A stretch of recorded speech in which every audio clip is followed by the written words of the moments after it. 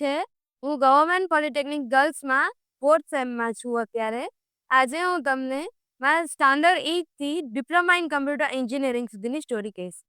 હું સ્ટાન્ડર્ડ 8માં હતી ત્યારે મારી સ્કૂલમાં ફર્સ્ટ ટાઈમ કમ્પ્યુટર્સ આવ્યા અને ફર્સ્ટ ટાઈમ લેબમાં ગઈ મારો તો વાર જ ન આવ્યો અને ફર્સ્ટ ટાઈમ ત્યારે બધાને શીખવાડ્યું કે જે અત્યારે અમદાવાદમાં ફર્સ્ટ સ્ટાન્ડર્ડના છોકરાઓને કમ્પ્યુટરમાં ડ્રોઈંગ કરાવતા શીખવાડે ને એ અમને 8th સ્ટાન્ડર્ડમાં બતાવ્યું. પછી મેં શીખ્યું પણ અમને એટલું કંઈ શીખવાડ્યું નહીં.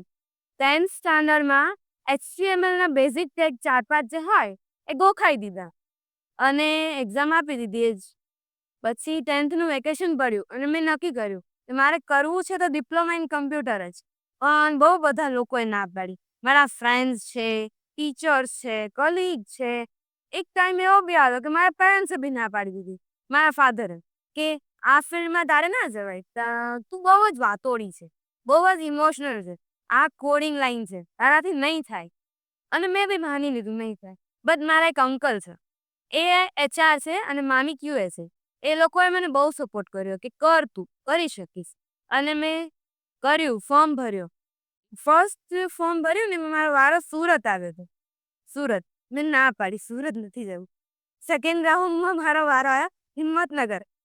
મેં ત્યાં બી ના પાડી કે મારે હિંમતનગર નથી જવું. પછી મને એવું કીધું કે જો આવું કંઈ ના કરવું હોય ને તો શાંતિથી 11th કોમર્સ ચાલુ કરી દો. મેં ના પાડી કે હું હજી રાહ જોઈશ થર્ડ રાઉન્ડમાં શું થાય છે. મારે લેવું છે તો અમદાવાદ ગવર્મેન્ટ ગર્લ્સમાં, અને લકીલી મને ગવર્મેન્ટ ગર્લ્સ અમદાવાદમાં મળી ગયું. મેં એડમિશન તો લીધું, પણ જ્યારે અહીંયા આવવાનું હોય અને એડમિશન કન્ફર્મ કરાવવાનું, મારા મધરની તબિયત અચાનક બગડી ગઈ. હું એક દિવસ લેટ આવી. એડમિશન કન્ફર્મ તો થઈ ગયું, બટ હોસ્ટેલમાં એડમિશન ના મળ્યું. પછી 1 વર્ષ પીજીમાં રહેવું પડ્યું. એમ બહુ બધા ઇશ્યુઝ આવ્યા અહીંયા બી.